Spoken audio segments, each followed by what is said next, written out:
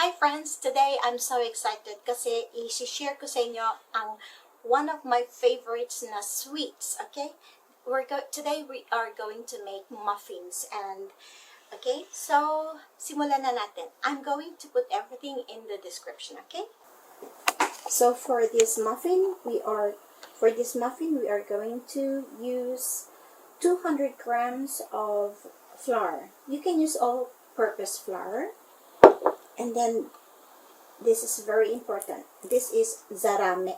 Today, we are going to use zarame. Coarse sugar, okay? You use this for cakes, like that, okay? And then, 100 grams of melted butter. We are going to melt this. And then, 3 tablespoons of sesame seed.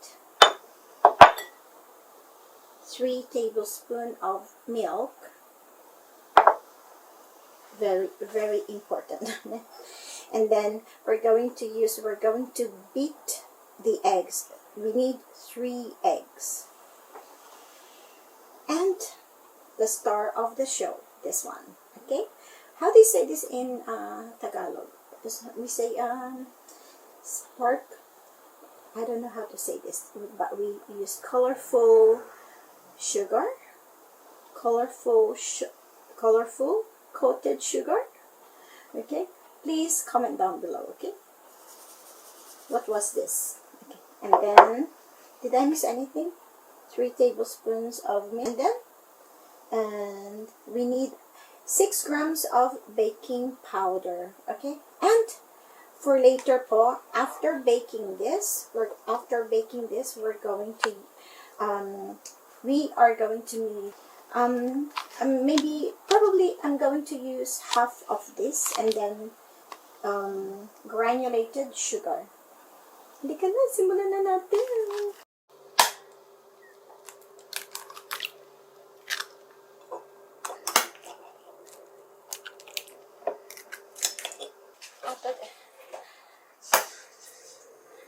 Kono mama.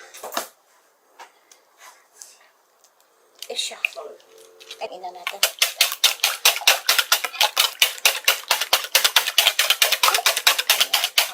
Isa off. Okay, so from here, it's so easy. So what we're going to do is first, we're going to kalimutan ko ng gagawin ko. 3, 2, 1. Okay. From here, everything is so easy. You're just going to mix it. Okay, so, okay, flour, baking powder. Parang, I need light. Labang light. I'm using my kitchen window as a light. Pero parang kulang, no? Tapos, yung sugar nito is later. So, medyo ihahalo na natin yung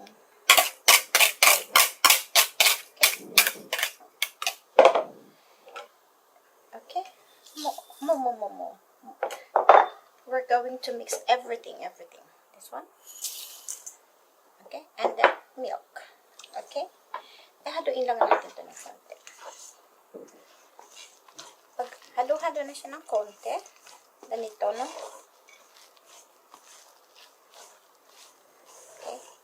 Again, it doesn't have to be perfect, okay? Slowly, we're going to put the butter, konti-konti, para hindi mainit. Hindi masyadong mainit, no?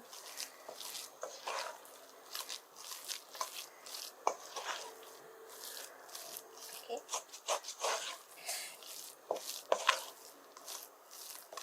Wow. Konti pa.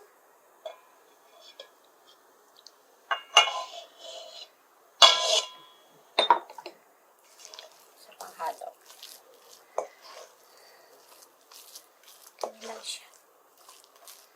Wow.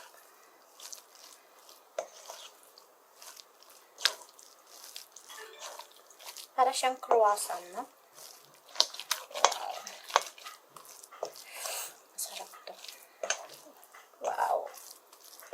Can you see that?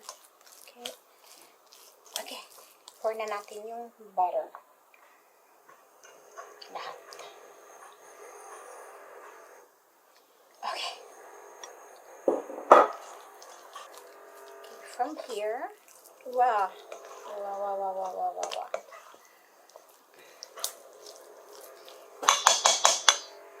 I-halo natin. We are going to mix the sugar. Okay? Yes.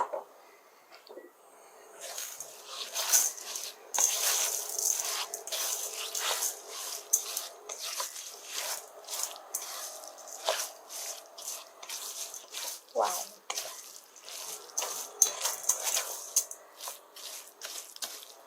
This one is really good.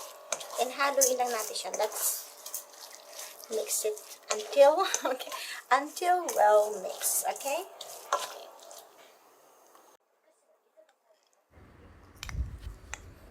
We will bake this muffin at 180 degrees for 35 minutes. And again, it depends with your oven, okay? So while waiting, we are going to use 100 grams of cream cheese to 100 grams of granulated sugar. And we're just going to mix it, okay?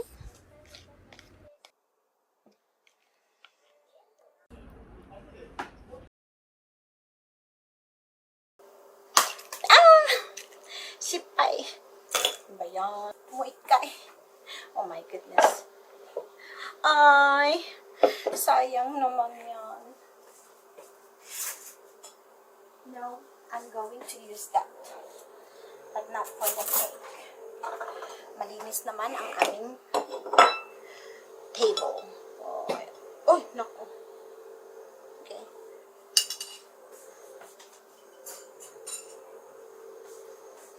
My goodness. Friends, if you like to learn simple Japanese dishes and simple baking recipes, please like, share, and please subscribe to my channel. Please hit the bell for new videos. Thank you so much for watching and see you on the next one. Bye bye. Mata ne.